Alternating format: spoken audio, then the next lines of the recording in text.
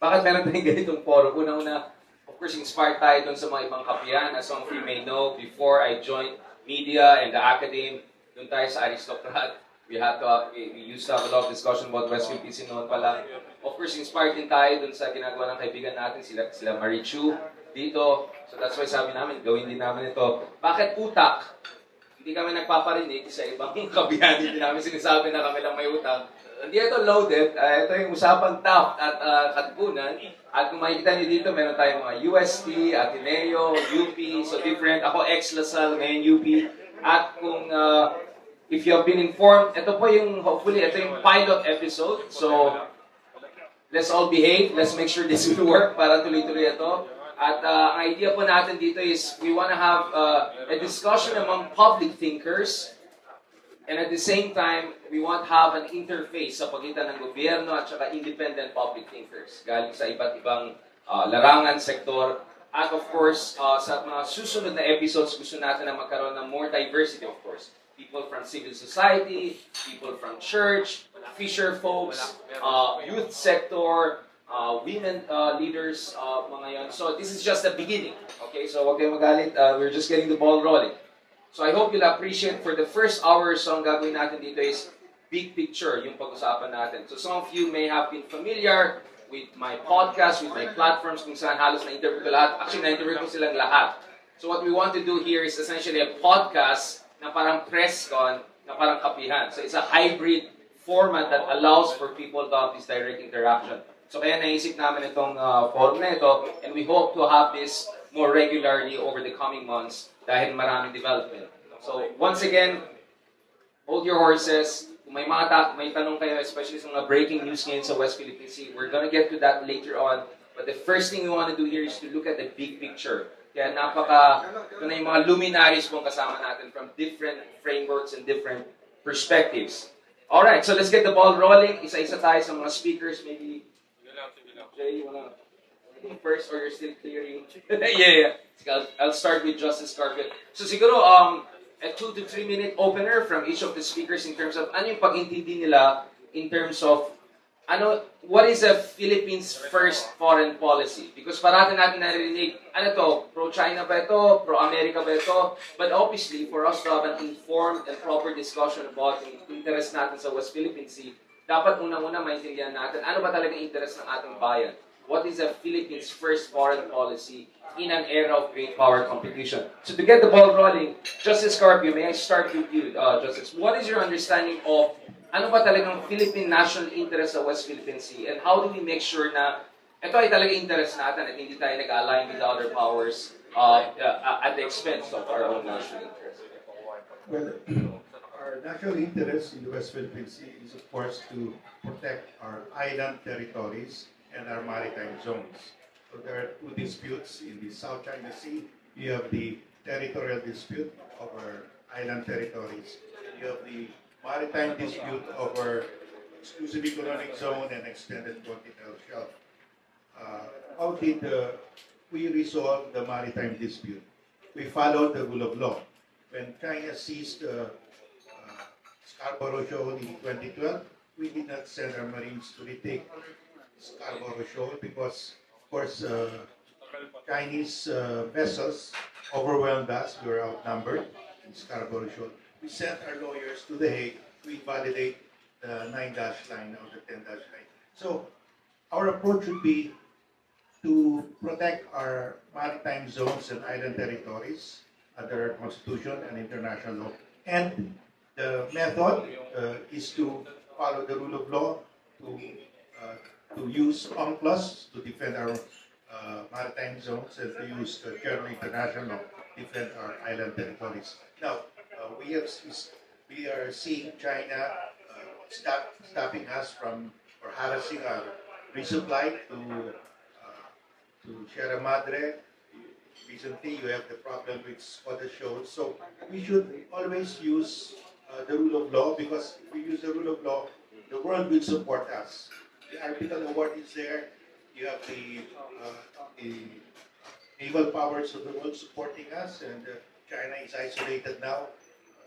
They are sailing in the West Philippine Sea to assert the arbitral award. So we should continue to follow the rule of law because it's common sense. We cannot fight China, which is the largest naval fleet in the world, the largest Coast Guard fleet in the world, the largest submarine fleet in the world, the largest standing army in the world, the second largest economy. So we should use law which is our strength. And in this case, I've always said we should file another arbitration case, especially in the extended continental shelf. We filed our claim, China opposed it, under the rules of the UN Convention on the Limits of the Continental Shelf. That claim of ours is frozen because the moment there's an opposition from another state, they will not decide. They will wait for you to decide it with the other state, either by negotiation or by arbitration. Of course, China will just say that's ours under the 10-9. So we have to go to arbitration against China on the extended continental shelf. And on other issues, like for example, the recent development in Skoda, where they have intentionally bumped or collided with our Coast Guard vessel. That is a civilian agency, and that's covered by AUKUS. Thank you. So Justice, essentially sinasabi dito, yung national interest natin ay aligned dun sa international law. Right? Essentially yun yung sinasabi natin. So by asserting international law, we're also asserting what is rightfully ours.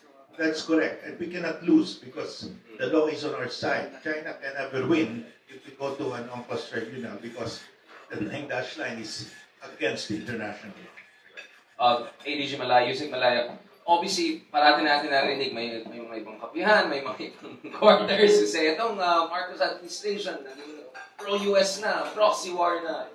What is your take on that? What is your understanding of the Marcos administration's policy? In what sense does it forward the Philippines' national interest rather than serving the interests of any superpower against another? First and foremost, Richard, to thank you for inviting us here to your inaugural pilot episode of your Utak Forum. Palakpakan naman natin si Richard. Kulang sa breakfast pa yan. Yeah, well, I agree completely with what Justice Carpio said. But beyond the territorial and the maritime dispute which is ongoing right now, there's also this ongoing battle of narratives. So I think this is really based on the three warfares concept of China, of the People's Republic of China, wherein one of the important elements of battle when we do warfare is the lawfare, no?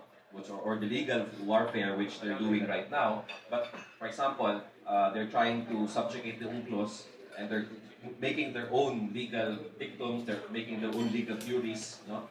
They're issuing their regulations, for example, CCG Regulation Number 3, which empowers their Chinese Coast Guard, no? To be able to make arrests and detain alleged trespassers within their territory without trial for 30 to 60 days. This is really part of lawfare, no? Trying to make their own version of legal theories, no? Their own narratives in that regard. But most importantly, the other warfare that they're trying to do right now is the battle of the narratives or the psychological warfare. And this is the battle for public opinion, the battle for the hearts and minds of people. And like kong sinasabi sa aking mga kasamahan, to the media, and even to the general public, whenever you hear statements coming from the Beijing, from the Chinese Foreign Ministry, don't take it as gospel truth immediately. It has to be taken with a grain of salt because we have seen how China operates. We have seen how they have used state and non-state entities to further their narratives, because they understand that it is also a battle of understanding, and it's also a battle for people's hearts and minds. So, makikita natin yan in almost anything that happens in the West Philippine Sea. They always have their version of the truth, which doesn't coincide with the facts, and therefore it is critical for people to fact-check them. It is critical for entities like this, the Utak Forum. It is critical for the media to fact-check them, because if no one is going to stand up for these false narratives, who will do so? So you're saying yung accusation na pro-US or proxy war yung ginagawa ng Pilipinas, binuksan natin EDCA, you're saying that's a form of psychological warfare? Exactly, no? Because unang-una, what we're doing in the West Philippine Sea, what we're doing in asserting our rights in the West Philippine Sea is not provocative. What we're doing in strengthening our alliances with the United States by opening up additional EDCA sites to them, strengthening the alliance, strengthening the Mutual Defense Treaty and the other treaties related to that, our multilateral cooperation activities in the maritime zone and in other countries. These are not anti-China activities. These are essentially pro-Philippines activities because this increases and increases the Philippine position and strengthens the Philippine position. So, yung ginagawa nila na sinasabing we are a proxy to the United States does not coincide with what is the truth. No?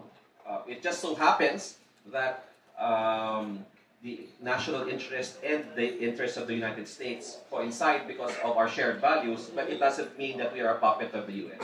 Right. Yeah. So thanks for clarifying that.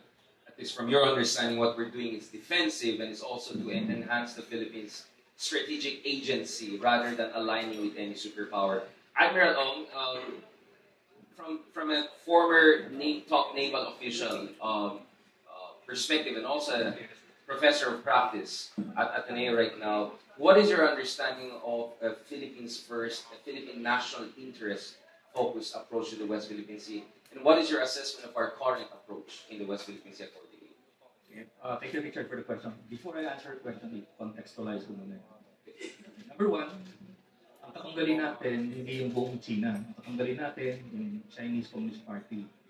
Partido Komunista ng China. So, parang hindi directly yun. Pangalawa, dalawang larangan tayo nakipagtunggali sa kanila. Sa dagat at sa lupa. Sa dagat, sa West Philippine Sea. Sa West Philippine Sea, pamilyar naman tayo nangyari doon. Ang nakikita ko lang, medyo kailangan natin taasan yung lente ng pagtingin. Yung West Philippine Sea, isang theater of operations siya. It goes actually extend up to East China Sea, doon sa Senkaku. So minsan, nakita natin, napatahimik natin, nag-de-escalate tayo sa Ayun issue. But active ngayon sa Sabina, tapos last week, yung Scarborough Shoal naman. Kasi sa China, isang theater of operations lang yan. Okay? Pag kumalma sila sa isang lugar, it doesn't mean kalmado yung buong lugar. Okay? Hahanap sila ng ibang butas. Okay? Sa lupa naman, ito yung tinatawag na United Front or activities, which partly explained by Yusek Jonathan. Okay? Maraming aspeto yun. Okay? Pumapasok sila sa local government units natin, pumapasok sila sa politika, pumapasok sa media. I'm sure some of you have been invited to Beijing o Shanghai, siguro, for a tour. Okay? So, the object of United Front Work is to co-op political elites natin, economic elites, tsaka yung thinking elites, academic media. Okay? Para yung naratibo ng China, yung kanilang magwagi dito sana. Now, ang interest natin, and go back to the discussion natin mentioned before about we have to accept, the Philippines need to accept a middle power tayo. Kasi right now, we are a reluctant middle power. And because of that reluctance, parang nanginimi tayong gamitin yung full spectrum of the tools of statecraft available to us. Admiral, could you clarify, ano po yung middle power? Of course, pinapasikat natin ilang taon, pero ngayon medyo nag-mainstream ito. So, hindi tayo pichugin. Hindi lang tayo small power. Hindi tayo small power. Middle power tayo by the nature of population, yung capacity natin. Yung economics natin, of course, andyan. But, kasi when you talk of yung level of yung quote-unquote power mo, it's not yung actual, it's yung potential also. Okay? Ang tinitingnan ko. So, because we are reluctant in assuming that role as a middle power, yung tinatawag nating agency in terms of foreign policy, medyo inaano rin natin, parang pinipigilan din natin yung sarili natin. Okay? To all intents and purposes, we are a convening power. Kasi napapapunta natin yung mga great major powers dito eh. Okay? Now, kailangan lang natin mag-level up na pagtingin sa ating sarili. Okay? You have to be confident as a state and as a nation na middle power tayo, we have agency. Unless we accept that and we take the mantle, kumbaga yung take the mantle or yung you accept that yung tinapon na gauntlet sa atin, we accept that responsibility. Laging bitin yung approach natin. Bitin yung approach natin. Lastly, yung China may estratehiya yan. Kahit anong gawin natin sa West Philippines ngayon, sa nakikita ko, hindi naman nagtibag yung estratehiya niya. nag-a-adjust lang siya, nagka-calibrate eh. Kumbaga, pag medyo mainit, medyo magaan siya, pero tuloy-tuloy lang. Hindi mo pwedeng tapatan ang strategiya ng taktika. Kailangan labanan mo rin ang strategiya. And I think doon tayo, medyo kailangan pa tayo ayusin yung ating pananaw. Just a short follow-up, Admiral. Anong pag-intindihan dun sa modernization ng Armed Forces of the Philippines, particularly yung naval capacity natin? Gaano kamahalaga ito para maisulong natin ang ating national interest sa West Philippines? Modernization has several components. Ang kinakailangan natin yung sustainability. Okay. Now, hindi tayo pwede mag-modernize full blast kung at the end of the day, ang inisip natin, bibili tayo ng assets sa labas. So, ang ibig ko sabihin, unless we industrialize, we reincorporate yung ating reindustrial capacity to sustain our own capabilities, aasa tayo sa ibang bansa. So, that's number one. Pangalawa, we need to think cheap. We need to think cheap. Yung sabihin, pag yung binato sa iyo ay, let's say, 100 pesos yung halaga ng binato sa iyo, kailangan mag-isip ka ng ibabato sa kanya na 10 piso lang. Okay? Hindi pwede tapatan mo kasi hindi naman tayo ganun kayaman. So, kung papasok mo yun sa modernization, we need to look at technologies that are game changers. Hindi natin kaya, huwag natin tapatan yung masyadong mahal na ano natin. We need to think out of the box. Thank you very much, Admiral Long. I'm sure lahat naglo-look forward to intervention by our next speaker, Secretary Llamas. But before that, may breaking news tayo, and I'm sure that's why a lot of you are also here, in addition for listening to our great guests. ADG Malay, you want to go ahead with your breaking news on the West Philippine Sea? Yes. Thank you, Richard. May I please read the statement of the National Task Force West Philippine Sea today? This morning, Philippine Coast Guard vessels BRP Bagakay, MRRB 4410, and BRP Cape Inhanyo, MRRB 4411, encountered unlawful and aggressive maneuvers from Chinese Coast Guard vessels while en route to Patag and Lawak Islands in the West Philippine Sea. These dangerous maneuvers resulted in collision, causing structural damage to both Coast Guard vessels of the Philippines, Philippine Coast Guard vessels. At approximately 3:24 in the morning, while navigating about 23.0 nautical miles southeast of Escoda Shoal or Sabina Shoal, BRP Cape Inhanyo was subjected to aggressive maneuvers by CCG B-3104. This resulted in a collision with the starboard beam of the vessel, creating a hole on the deck with an approximate diameter of 5 inches. Shortly after, at 3:40 a.m., BRP Bagakay, approximately 21.3 nautical miles southeast of Escoda Shoal, was rammed twice, and both her port and starboard sides by CCGB 21551, leading to minor structural damage. Despite these incidents, both Philippine Coast Guard vessels remain committed to and shall proceed with their mission of delivering essential supplies to personnel stationed on Patag and Lawak Islands. The Philippine Coast Guard stands firm in its responsibility to ensure the safety and security of our maritime domain while addressing any and all threats to our national interest. The National Task Force West Philippine Sea urges restraint and adherence to the United Nations Convention on the Law of the Sea and other environmental laws and international laws to prevent further escalations and ensure the safety of all vessels operating in the region. Marami pong salamat. Thank you, ADG Malaya. I'm sure you have a lot of questions. Can we just park that for a while we're going through this discussion? Kasi big picture gusto natin titingnan, and then we'll open up the discussion later on. You want to add something? From the Philippine Coast Guard perspective? For your earlier question. Yes. So, from the Philippine Coast Guard perspective, Commander Tariela, gaano kamahalaga yung transparency initiative na ginawa niyo? Kasi there was a lot of debate about whether it's working now. We have this latest breaking news about yet another incident in West Philippine Sea. ano po yung importansya, ano yung kahalagahan ng Transparency Initiative and how do you see it moving forward? Well, una sa lahat, no, I've always been mentioning this. For those people who are criticizing the Transparency Initiative of the Philippine government, particularly the National Task Force West Philippine Sea, I always tell those critics, no, we have to go back. What are the objectives of the transparency efforts? The first objective that we had set, no, for the transparency effort is for the Filipino people to understand what is happening in the West Philippine Sea, and for the Filipino people to also know what is at stake in the West Philippine Sea. President Bongbong Marcos has inherited a nation wherein it is dominated by fake news and misinformation about the West Philippine Sea, considering the fact that there are very limited information that were released during the time of the former President Duterte. So, for President Bongbong Marcos to deliver his commitment during his first State of the Nation address that he's not going to surrender a square inch of our territory to any foreign power, he has to unite our divided country with a different perspective about the West Philippines. So, ang first objective natin, to unite the Filipino people, and how can you unite them? Give them the right information about the West Philippines.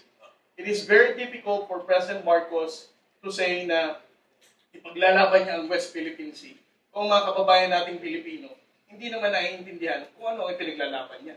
So that's the first objective. The second objective of the transparency effort is also for the international community to once again, no, respect and understand our position in the West Philippines. In 2016, after the arbitral award was decided, most of the national leaders of like-minded states started doubting our position because we were not able to leverage on the wind. So, for President Marcos to once again encourage like-minded states, no, to support our fight and position in the West Philippine Sea, he has to show the world what is really happening in the West Philippines. And for more than a year of transparency efforts, since we started February last year, a lot of like-minded states who have expressed condemnation and criticism of the unlawful activities of China, and also expressed their support and even their commitment to modernize the armed forces of the Philippines and the Philippine Coast Guard. Ang dami na nagsalita. Every time that the President Bongbong Marcos visit different countries, West Philippine Sea is one of the agenda that he always wanted to share with other national leaders. So, right now, there are a lot of countries who express their support for the Philippines, and that's the second objective of the West Philippines. Now, to address the question, is the transparency efforts of the West Philippine Sea, of the National Task Force West Philippine Sea, effective in countering China? Again, we go back to the original objective. The mere fact that more than 80% of the Filipinos are united in standing up for what is ours in the West Philippine Sea. And more than a lot of countries, not just the traditional allies, are expressing their support for the Philippine government. Ibig sabihin, the transparency is working. But we didn't say that the transparency initiative is a silver bullet in countering Chinese aggression. So, for us in the NTF-WPS, as what Sir Jonathan has mentioned, our battle of the narrative in the West Philippine Sea has just started. And we're not going to stop in winning our information operation to counter the fake news and misinformation of the People's Republic. I'll also ask about Secretary Liama's take on this in terms of his understanding of China. But just a follow-up, Kong Tariela, what about yung criticism na ito ay unnecessarily provocative, it brings shame to China, and therefore triggers more aggressive response? Yung ganitong mga criticism, what do you say about that? Alam mo, Richard, ang tanong dyan, may mali ba na sabihin sa sambayan ng Pilipino na winawalang hiya tayo ng China? May mali ba na i-expose natin sa mundo na ang China blatantly violates the international law? Mali ba na imulat ang mata ng sambayan ng Pilipino na kailangan magkaisa tayo para sa laban natin sa West Philippines? I don't see any wrong thing, no, sa ganitong laban natin. That's why the National Security Advisor, Jai Eduardo Año, has been very supportive in our fight for the West Philippines. And the information that we provide to the Filipino people, para sa kanya, that's the obligation of the government. Mahirap tayong makipaglaban para sa bansa natin kung ang sambayan ng Pilipino, hindi niya naiintindihan kung ano pinaglalaban natin. There's more to discuss later, and thank you very much, Commodore Tariela, for that. Secretary Llamas, question for you. I mean, obviously the big question about what is the Philippine national interest sa West Philippine Sea, but also in terms of anong pag-intindi mo dun sa strategiya ng China, dun sa kanilang psychology, and whether this transparency initiative and whatever the administration is doing now, how can it be effective, or how can we make it more effective given the political system and the mindset of the Chinese Communist Party? Nung cabinet secretary ako nung panahon ni Pinoy at nangyari yung Scarborough incident, ang una kong inorganize, at least yung Office of the Presidential Advisor for Political Affairs, ay magkaroon ng seminar para sa cabinet at para sa presidente about China. Dahil mahalaga na alam mo yung umaatake sa'yo, dapat kilala mo siya. Dapat kabisado mo ano yung kanyang pinanggagalingan, ano yung kanyang ideology. Kaya mahalaga yung sinabi ni Admiral Ong, hindi pwede yung tactical lang, kailangan may strategy. Bakit? Dahil yung kaharap mo ay hindi lamang the second biggest economy in the world. Hindi lamang siya the biggest standing army, navy in the world. No? Ito ay the biggest ideological party in the world. The Communist Party of China has 90 to 100 million members. Isa yung partido na may 90 to 100 million members. Halos kasing laki ng ating bansa yung miyembro ng kanilang partido. No? At yung kanilang partido ay tunay. Ibig sabihin ng tunay, hindi yan nagbago for the past 80, 90 years. Hindi yan nagpapalit ng mga damit katulad ng mga politiko dito sa atin. So, yan yung difference ng China, lalo na yung Chinese Communist Party. Kaya yung una namin in-organize a seminar. No? Ano yung ideology ng Chinese Communist Party? Ano yung relasyon nito sa Chinese government? Ano yung iba't ibang faction sa loob ng Communist Party? At bakit ganyan ngayon yung kanilang foreign policy? Dahil yung foreign policy ng China ay nag-a-adjust, nagbabago based dun sa ideology at a particular moment. At tatlong major ideological changes yung nangyari sa tatlong mahalagang epoch ng China. First is the revolutionary period, ni Mao Zedong. Ito yung nanalo sila, ilunsad nila yung Great Leap Forward, na may 40 million yung namatay dahil sa starvation. Diyan din nangyari yung Cultural Revolution. Malaki yung epekto sa ating sariling Communist Party of the Philippines. Yan din yung panahon na medyo magkalapit pa yung China at saka Russia. Diyan nangyari yung Korean War, diyan nangyari yung Vietnam War. Yung foreign policy nila dyan ay mas nakatali sa foreign policy ng Russia during the Cold War against the US. Pero yung ikalawang epoch ng China, ito yung panahon ni Deng Xiaoping. Ito ay nagbukas na yung China economically sa mundo. Ito rin yung nag-adjust na yung foreign policy ng China na ang naging dominant ay si Zhou Enlai. Yung tawag nila the perfect revolutionary. Pragmatic, ideological, charming. No? Ito yung ang kanyang foreign policy, let us outweigh them. I-outweigh natin yung Amerika. Eventually, yung Amerika ay manghihina because of their internal contradictions. Huwag tayong makipag-compete sa kanila. Huwag tayong makipag-defend sa kanila. Kaya mahalaga yan yung panahon ng foreign policy na mas ang kaaway ng China ay Russia. Kung hindi nyo alam, muntik magkaroon ng Third World War dahil sa isang border fight between China and Russia. Not because of the Cuban Missile Crisis, but because of a tension between Russia and China. So dyan sa panahon na yan, nagbago yung foreign policy ng China. At ikatlo, yung panahon na yan, dyan din nagkaroon ng successor si Deng Xiaoping, si Jiang Zemin, at saka si Hu Jintao. Yan din yung panahon na naging second richest country, most powerful economic country in China. Na by leaps and bounds, more than 10% yung kanilang growth rate every year. Very phenomenal. At 500 million Chinese ay na-lift out of poverty. Pero ang kinakaharap ngayon natin is the third epoch, the Xi Jinping epoch. Ito yung first time since Mao Zedong na nagkaroon pa ng leader ng China na almost a dictator. Walang term limits. At ang tingin niya, handa na ang China na makipag-compete sa Amerika and the West. Kaya yung kanilang wolf diplomacy ay nakatali dyan. Pero hindi lang yan ang kanilang ginagawa. Meron din silang soft power to dominate the world. Ito yung Silk Road na i-influensyahan nila yung mundo through their economic power. Medyo may setback yan ngayon dahil humina ang ekonomiya ng China this past few years. Pero yan yung kinoconfront natin ngayon na foreign policy. Lahat ng ginagawa ng China, dyan lang gagaling. Kaya gusto kong i-emphasize yung sinabi ni Admiral Ong, yung strategic perspective. Yung China kasi na-profiling tayo eh. Nakita nila yung weakness ng ating system. Napasukan tayo, nabili yung iba nating mga kasama sa gobyerno, nakapagbuo sila ng mga cells dito, nakakuha sila ng mga enablers, ng mga makapili, mga traidor. So, makikita mo, yan hindi natin magagawa sa China. China is a closed ideological state, while we are an open democracy. Hindi ko sinasabi na dapat hindi na tayo maging democratic. Ang sinasabi ko lang, dapat ma-realize natin yung limits natin as well as yung ating potential at dapat maunawaan din natin yung China na very ideological at very efficient. Huwag natin silang i-underestimate.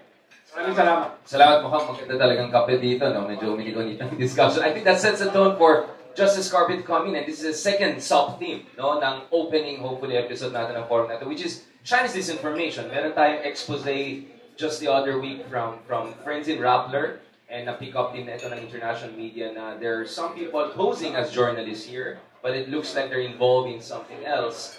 How serious is the disinformation, malign influence operations, or yung sharp power operations ng mga authoritarian superpowers, especially ng karibal natin sa West Philippine Sea, Justice Carpet? Well, under the three warfare strategy of China, that's one of the warfares.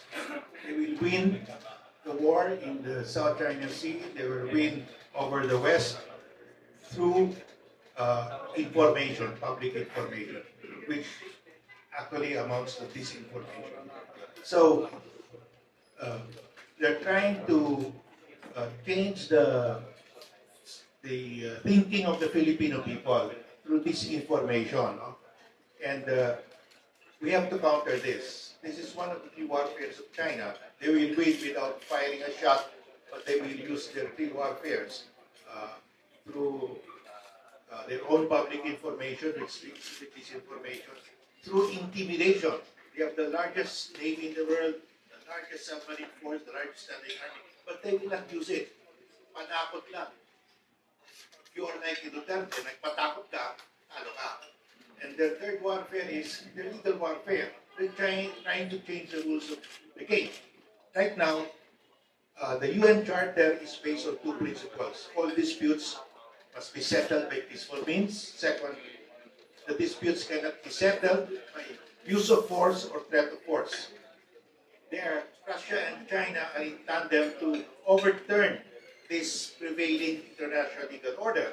Russia using force to annex the territory of Ukraine. China using threat of force to annex the territory of the Philippines, the maritime zones of the Philippines, Vietnam, Malaysia, Indonesia, and Brunei. So, if they succeed, then they have overturned the existing legal order. They have changed the UN Charter. And since they have, Russia has the biggest arsenal of nuclear armed weapons in the world, and China's largest standing army, also with nuclear arms, they think that they can dominate the world. So ito yung strategy nila. And that disinformation is part of their warfare, the three warfares of China. Thank you. Admiral Ong, do you think that it's time for us to have kind of a special laws or regulations to deal with how serious is the malign influence operation nowadays? Okay, we need to fix yung legal tools natin for this type of activities. We have yung Foreign Agent Registration Act 1979, Batasang Pambansa 39, martial law period. Maybe we need to look at it kung relevant siya. Of course, we need to look at also guardrails, no? Baka kasi maabuso rin naman. Right, so how do we make sure we balance our democratic freedoms with also protecting our public space, public sphere? We've done that before sa armed forces. We have third-party we encourage third-party participation in all our high-level discussions. So pwede naman ganun eh. Let civil society be part of the deliberative process. We also need a foreign interference law. Okay? And we need to actually look at yung anti-espionage law natin. Kasi yung anti-espionage law natin was crafted before World War II. Before World War II pa. Okay? So we need to look at those three types of laws. Kasi technically hindi siya illegal eh. So anong gagawin mo? Walang batas to say it's not right. Justice, when it comes in terms of legal gaps. Yeah, I like to add to that now. Under our existing law, treason can be committed only during wartime. Ang daming Filipinos turned traitors to our national interest, and we cannot go after them because we are not at war. So we have to update our criminal laws on treason. It should be punishable during wartime and during peacetime. Because the policy of China is to win the war without going to war, just to use intimidation. How can we defend ourselves? Our laws are designed to protect ourselves during wartime. Treason can be punished only during wartime, so we have to change our laws. But how do we, again, so that we're not accused of being on a kind of a witch hunt, how do you make sure na hindi siya ma-abuse or ma-weaponize? Are there templates like Australia, Taiwan, some of these democracies also have counter-influence? Yeah, well, the courts will be there. Right. It will be, of course, you should be innocent and under proven guilty. And we will limit it if what you are doing is contrary to the national interest and you are aiding and abetting actually. Like, for example, you are disclosing confidential information or state secrets. That should be covered already with treason. That's just an ordinary crime. And also, if right now, aiding and abetting is already a crime under ICC. If you aid and abet extrajudicial killings, we should also make it a crime. Aiding and abetting foreign powers to encroach on our maritime zones. So we have to update really. We have not updated it since we adopted it in the 1930s. So the world has changed. I mean, you have internet now. You have satellite communication. So we must change now, update our laws on national security. To track dun sa complicity in violation of our basic sovereignty and territorial integrity. Hey, DJ Malay, are you back? Yes. Yan ang mahirap pag may breaking news. Medyo yung mga ibang speakers natin, nasaan na sila. Because you're actually one of the first senior officials, if not the first, who openly discussed this sharp power, malign influence operations. I remember that very well covered by our colleagues at the Philippine Daily Inquirer. Can you tell us more about what is the status of discussion within the government? Anong dapat approach natin? Are you coordinating with the legislature to come up with an effective package of laws in light of all of the legal gaps that was mentioned by Admiral Ong and Justice Carpio? Yes, no. Actually, the collaboration between government and academia is very strong. In fact, I've seen Admiral Ong make his presentation several times, recommending amendments to our legal framework. No? Because as mentioned by the panelists, our espionage laws are very old. We have some laws on foreign agents operating in the Philippines. I understand this was issued during the Marcos Senior administration, but we don't exactly know how this was implemented, if any, because the head agency there was the Department of Justice, and we don't know if any of these foreign agents actually implement these laws. And also, we don't have a similar legislation as other countries in terms of foreign malign influence. Countries like Australia, countries like I think the UK, Taiwan, Canada, I think, are now considering passing legislation, and some, in fact, have passed legislation. In the Southeast Asian region, I know Singapore has passed such kind of legislation. So not the fault of the Philippine Congress, but it's just now that we are seeing the need for these types of laws. So what the National Security Council is doing, we're looking at the different types of laws passed by different countries, and we're discussing with our foreign counterparts, especially the countries that have these laws, to see how they were able to build resilience in this in their societies. In fact, we've had regular meetings with them. There will be a team coming from the Philippines going to other countries, looking at these different types of legislation, and with the hope, of course, that we will have the support of Congress. In fact, sa ngayon pa lang, ginagawa namin, isinasama na namin yung Kongreso sa mga discussions. So that when we submit a bill to them, they already understand the need for it. Just like what we did with the Maritime Zones Bill and the Archipelagic Sea Lanes Bill. Ulitin ko na nga pala, nagpapasalamat ang National Security Council, ang National Task Force West Philippine Sea, to both houses, no? But nauna na nagpasa ang mababang kapulungan, but just last week, the Senate passed its version of the Archipelagic Sea Lanes Bill. Two important laws that seek to enshrine in domestic law the 2016 arbitral ruling and the provisions of the UNCLOS. So we're aligning now our maritime laws with these rulings, which is, I think, very, very important. Jumale, I'm sure Justice Carbonator will want to say something on this. At saka balikan natin issue ng whole of nation approach as the last thing before we go to the open discussion. But just to be clear about this, I'm an independent academic. I criticize the previous administration. I criticize aspects of also this administration. How is fighting against disinformation compatible with providing room for plurality of views? Kasi ang sinasabi ni iba dyan is, baka you're criminalizing contrarian views to the government. So what is malign influence, and how is that different from exercise of contrarian views to the government? Well, free speech is enshrined in their constitution, and free speech is something that democratic societies consider very, very important. But as everyone knows, free speech has a limit. No, there is no such thing as rights that can be utilized to its full extent. There's always a limit when such exercise already infringes on the rights of other people. Then the state can, of course, regulate that. Most importantly, in the face of fake news and disinformation, such has to be curtailed. So, alam natin na peke ito, alam natin na disinformation ito, ngunit ikinakalat natin, di ba? Yun ang pangit, no? That's why the call of the National Security Council, including the National Task Force West Philippine Sea, is let's call out this obvious fake news and disinformation.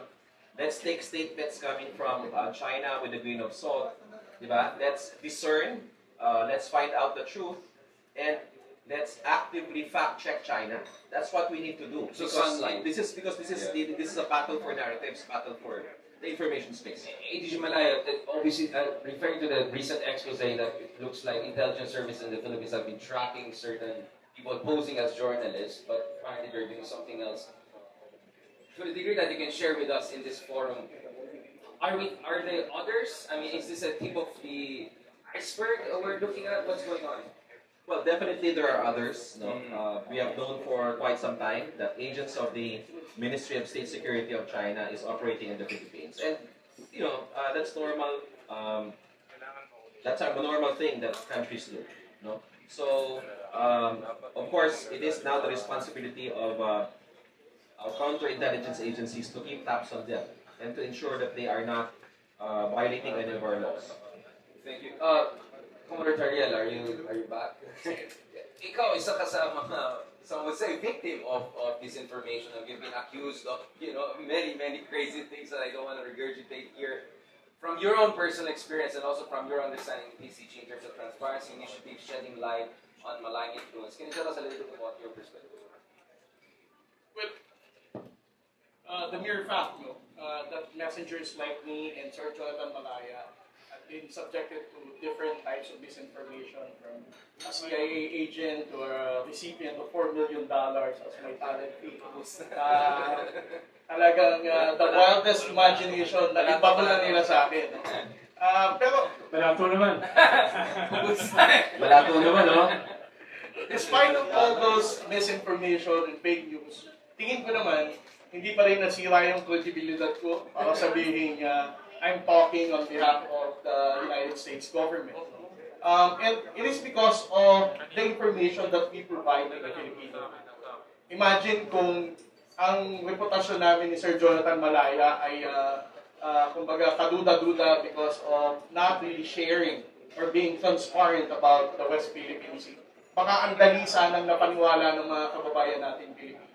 Pero gaya nga ng sinabi ko, mahigit 1 taon na natin ginagawa ito. We are just telling the public what is happening in the West Philippine Sea. So, despite of all those personal attacks, lies, and misinformation, nahihirapan silang iposisyon itong mga maling information. This is what is important now, considering that the Chinese government is also doubling their efforts to destroy the messengers, the credibility of the national government in fighting for our sovereignty and sovereign rights in the West Philippines. The more reason na kailangan natin i-sustain ang transparency initiative natin. This is the only way that we can counter all this misinformation. Otherwise, it will be easy for the Chinese government to destroy ang credibility ng gobyerno at ng mga tagapagsalita ng Is it part of the consideration to? Sorry. Is it part of the consideration to even file charges against certain individuals who are personally maligning you, or you rather leave it to the public to decide based on the available information and their better judgment? Alam mo, ako sa totoo lang, personally, Richard, kung ako lang ang tatanungin, gusto ko lang talagang kasuhan ng mga to. Pero sabi nga ni Justice Carpio, parang pag pinatulan mo sila, parang binibigyan mo pa sila ng platform para not worth responding. Not worth suing. Not worth suing as well. So, para sa amin, instead of wasting our time thinking how to counter their lies and misinformation, we just have to ignore them and continue what we are doing. That is, providing the public the right and accurate information. Thank you for that. I think that sets the tone for Secretary Liaman. Disinformation. You and I have been a long time dealing with this thing from back in the day until now. Can you tell us a little bit about dealing with this disinformation? Because if I want to be fair to you, Ronald, before I made this, because I described the Philippines as a kind of a place of a double Cold War, right? Like a Cold War between major dynasties and a Cold War between superpowers.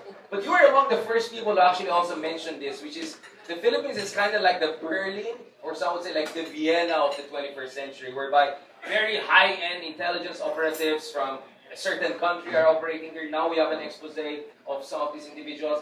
Can you expound on that? Did you have the prior intelligence before all of us? Or like, or ano lang yun? Katulad mo lang, nag-observe lang. Yeah. Dahil lahat ng nangyayari dito, political, economic, etc., ay nangyayari sa shadow ng The Great Game, the game of the superpowers. So, kaya nabanggit ko na para tayong Berlin, or in a way, parang Casablanca. Ang kaibahan lang ay sa Malate. ang kaibahan lang ay tayo yung pinagpiestahan dito ng China dahil nung panahon ng Duterte government ay parang fiesta sila. Parang meron silang birthday party dito. Nakapasok sila ng husto sa different aspects ng ating political system. Even yung pinakamataas na impluwensyahan nila. Kaya binibear natin yung natitirang ganyan na influence ng China nung past 6 years ng Duterte government hanggang ngayon. Pero natututo na tayo. No? Sabi nga ni Commodore Tariela, very successful yung kanilang transparency project. At hindi lang gobyerno ang gumagawa nito. No? Mismo yung civil society ay pumapasok na rin dito. Halimbawa, itong ragtag group ng atin ito na nag-launch nung civilian o Christmas convoy noong last December 10, Human Rights Day, at nitong last May sa Scarborough, ay went beyond the call of duty. No? Hindi ito bahagi ng transparency project ng gobyerno. Pero ito ay similar. Nang habol nito ay ipaalam sa mga mamamayan yung nangyayari sa ating West Philippine Sea. Ipaliwanag kung ano yung ating napalalunan sa UNCLOS at wasakin yung 9-dash line na nawasak sa UNCLOS victory natin noong 2016. Pero ang mahalaga rito, hindi lamang yung nai-unite natin yung bansa. kung hindi yung mundo. Dahil ang labanan dito ay hindi lamang yung West Philippine Sea, kung hindi yung freedom of navigation sa South China Sea. No? Ang labanan dito ay yung mundo. Kaya nga nagulat yung atin ito nung yung kanilang ragtag convoy nung December ay lumabas sa more than 900 international media outlets. Nung na-meet ko halimbawa 3 heads of state last January and February sa Europe, si Chancellor Scholz sa Germany, ang una niyang binanggit ay yung civilian convoy. No? Nung na-meet ko si Macron sa Paris noong February, ang una niyang nabanggit ay yung civilian convoy. Nung na-meet ko si Prime Minister Sanchez ng Spain last February, dun sa backdoor about Palestine, ang una niya nabanggit ay yung civilian convoy dahil nabasa nila sa kanilang main newspaper at sa kanilang main television or broadcasting system. Lalo na nung civilian convoy last May sa Scarborough. Tumigil na yung atin ito sa pagbilang nung lumabas na ng 4,000 media outlets yung nagpo-cover. Ibig sabihin, para sa ganitong klaseng mga tawag namin dati dyan, expose and oppose projects, to receive that kind of international recognition, ibig sabihin, nagsasaksi tayo, natatamaan natin na China where it hurts, yung vulnerability nila, at nagsisimula na tayong maunawaan yung weaknesses ng China. Unlike in the past, sila yung nakakaunawa sa ating mga weaknesses. Tayo yung na-profiling. Kaya mahalaga, inuulit ko, na i-engage ang China on a holistic level. Speaking of shadow, parang shadow DFA secretary ka pala, meeting all of these coordinators. But I think this goes to the last part of our discussion before we open it up for our friends in the press. I think, ganda ng segue in a sense that what should be the whole of nation approach? Because I think, kung may takeaway tayo dito is that this is a comprehensive challenge and a generational challenge, as Justice Carpio always put it. Can I start with you first, Ronald, and then go in the reverse order? Well, What is the whole of the nation approach? Well, How is it bago working so pumunta far? ron, ang dagdag ko lang ay, halimbawa, ngayon, the Communist Party, dahil walang election dyan, walang demokrasya, is characterized by power struggles, by purges. No? Yan yung kanilang weakness. Halimbawa, nakita natin nung Communist Party Congress last 2022, no, November, nakita natin paano dinurog ni Xi Jinping, paano shinyim ni Xi Jinping yung kanyang predecessor, si Hu Jintao. Very public. Ang hindi natin nakikita ay yung power struggle last year, 2023. Ito yung fourth wave ng military purges sa People's Liberation Army of China. Nakaapat na major military purges since naging presidente si Xi Jinping. Yung ikaapat ay last year. No? Halimbawa, isang pinurge niya ay yung humahawak ng kanilang nuclear armaments. More than 80 generals yung natanggal. At yung, sabi nga nung iba, hindi lang natanggal. Worse, they disappeared. Ito yung may hawak ng nuclear arsenal ng China. Last year, 2 defense minister ng China ang tinanggal. 2, magkasunod. 2 foreign minister ang tinanggal. Magkasunod. No? Ibig sabihin, may major power struggle ngayon na nangyayari sa Communist Party of China. Just 2 weeks ago, ang daming mga balita tungkol sa nakuna ba si Xi Jinping, nagkasakit, etc. etc. Yan ang nature ng Communist Party of China. Nung namatay yung kanilang premier, si Li Keqiang, ito yung leader ng isang faksyon sa Communist Party of China, the Reformist faction. Nung namatay siya, marami ng suspicion na hindi siya namatay. Siya ay pinatay.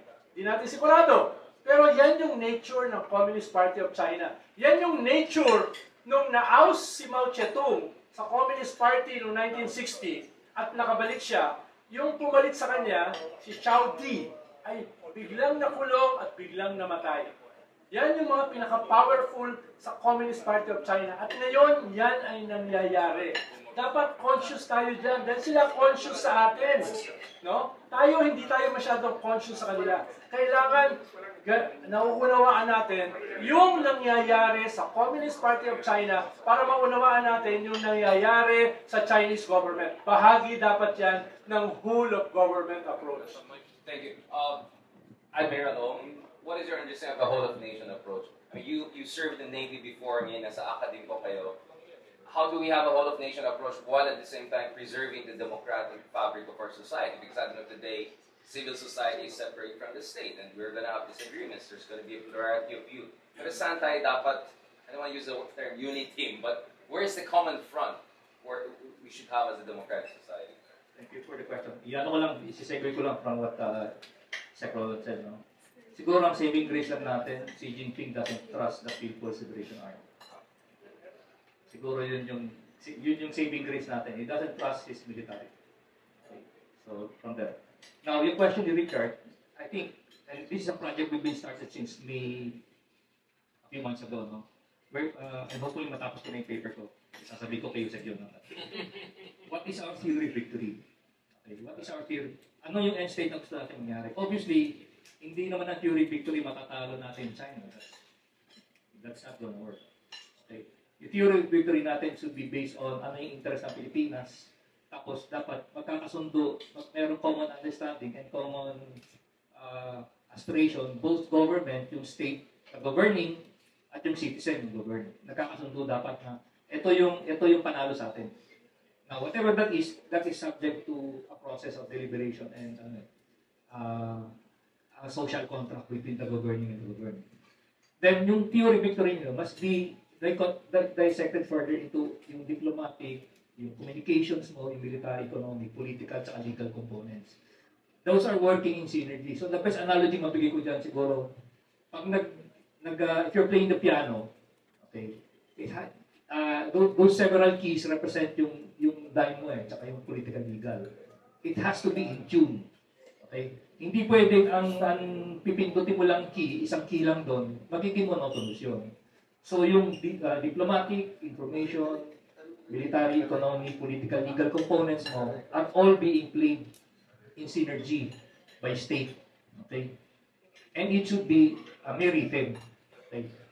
So, kaya nga natin dito, hindi pwedeng one size fits all, isa lang component ang gagamitin mo. Everything should be in play. Thank you. ADG Malay.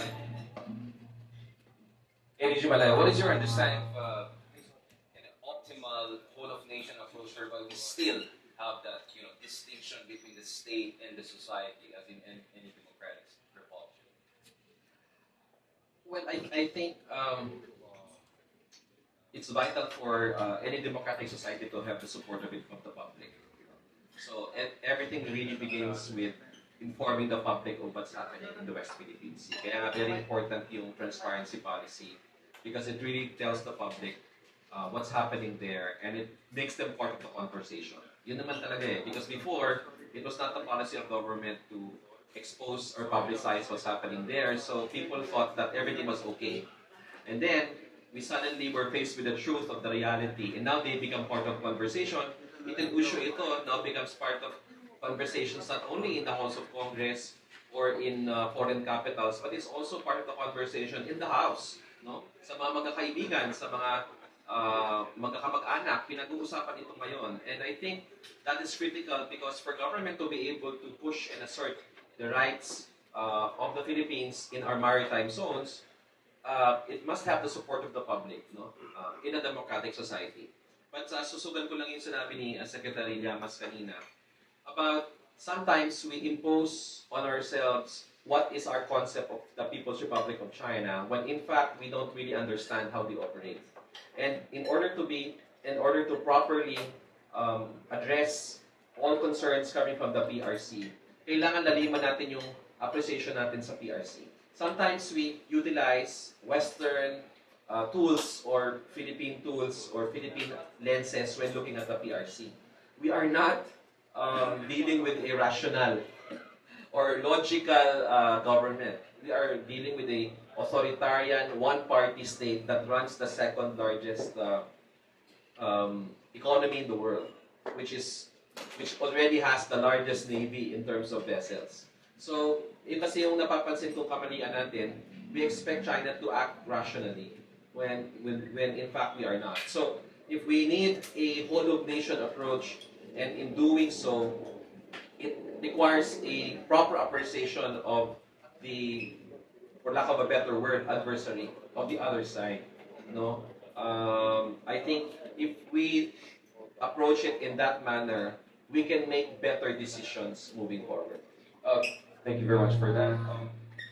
Justice Scorpio, is China irrational, or maybe they're just, or their revisionist power that has to be dealt with accordingly? And are they an enemy, or are they just a rival in the West Philippine Sea? Because depending on that, our strategy should be shaped, right? And if you believe that it's a generational challenge, our next 20, 30 year strategy should be shaped accordingly. What is your understanding of whole of nation approach, and how should we deal with China?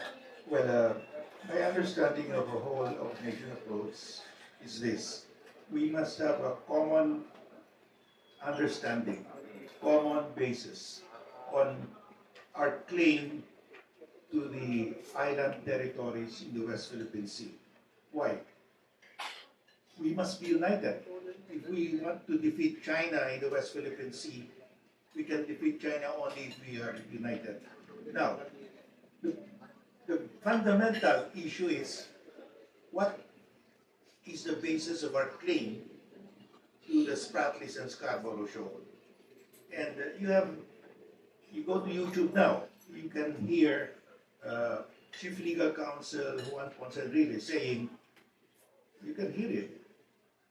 Huwag na tayo magsalita, let's not talk about Scarborough Shoal dahil squatter lang tayo dyan. That is outside the Treaty of Paris lines. And you have also an article of former Secretary General Estrito Mendoza, published in the Philippine Judicial Academy Journal. He said, the Philippines claimed the Spratlys, the KIG, only in 1978. Before that, we never had any basis. We did not claim the Spratlys. Now, if we base our claim on that, talo na tayo. Because China claimed the Spratlys in 1947. And if you follow Enrile, we cannot claim Scarborough Shoal. We must be on the same page. Pinaglalaban natin yung island territories natin, dapat alam natin kung ano yung base. Why are we claiming it? Pag iba-ibang sinasabi natin, talo tayo. So, whole of nation approach means we must have a common understanding, a common basis, a united basis. Alignment Alignment the facts of what? based on international law or international law. And of course, we go back to the 7th territorial Iluminarde map, an official map of Philippine territory during the Spanish time. You can see there's Scarborough Shoal and the Spratlys as part of Philippine territory. You have the 1808, 1875, which is the complete map of Philippine territory during the Spanish regime. In fact, when the Americans came here, they adopted the 1875 map of the Spaniards. And they said in that arbitration in the Islas Palmas case, this 1875 map is the official map of Philippine territory during the American regime and during the Spanish regime, because the Americans just adopted it. And you can see there is Scarborough Shoal and the Spratlys with depth soundings. But we have our officials, high-ranking officials saying na squatter lang tayo dyan. So we must, the very foundation is, what is the legal basis? Let's have a common understanding. We must be united. You know, Foreign Minister Wang Yi, in a speech at CSIS in Washington, D.C., that's the #1 think tank in Washington, D.C., before diplomats from all over the world, he said, if you look at the Treaty of Paris lines, Scarborough Shoal is outside, the Spratlys are outside, so Scarborough Shoal and the Spratlys do not form part of Philippine territory. And you have our Filipino intellectuals saying that's correct. We have to have a common basis. Otherwise, talo tayo. And that's why I've been saying we can claim the Spratlys and Scarborough starting the 1734. China just claimed it officially in 1947. And we have, so I'm happy that President Marcos, at his speech in Shangri-La, he said Philippine territory is governed not only by the Treaty of Paris of 1898, also by the Treaty of Washington of 1900. Because the Treaty of Washington says Philippine territory includes any and all islands belonging to the Philippine archipelago outside the treaty lines. Hindi lang within. But our Estrito Mendoza Senator Enrile they keep saying that Philippine territory is limited to the islands within the treaty lines. Basic, fundamental, we must know what is our territory before we go out and fight for the islands in the West Philippine Sea. Thank you. So Justice, what you're saying is that when it comes to maritime entitlement claims, andyan na yung UNCLOS ruling 2016, Yes. it's crystal clear. Also, when it comes to our territorial claims, which was not covered by the 2016 ruling, we also have to have correct reference point. Yes, Kung that's magulo correct. tayo, kung sabog tayo, doon tayo magkakaproblema. That's correct. That's correct. Well, maybe we can have the other gentleman here next time to challenge their point of view. Yeah, I hope they will correct themselves so that China will stop citing them against our interests. Yeah, Thank you. because good luck doing that in China, right? Arguing against their not so factual or questionable claims. But Justice Carpenter, you also have a proposal. You mentioned that a while ago, kanina medyo hindi clear siguro sa speaker. You're proposing even more arbitration cases based on what we had in 2016. Even more legal warfare based on prevailing international law and our sovereign rights.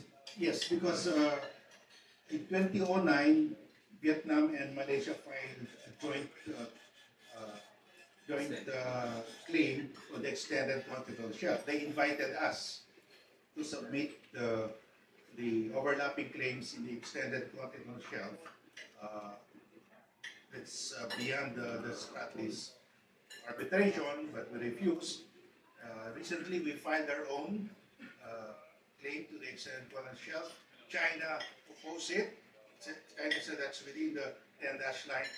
What we should do is to bring China to arbitration.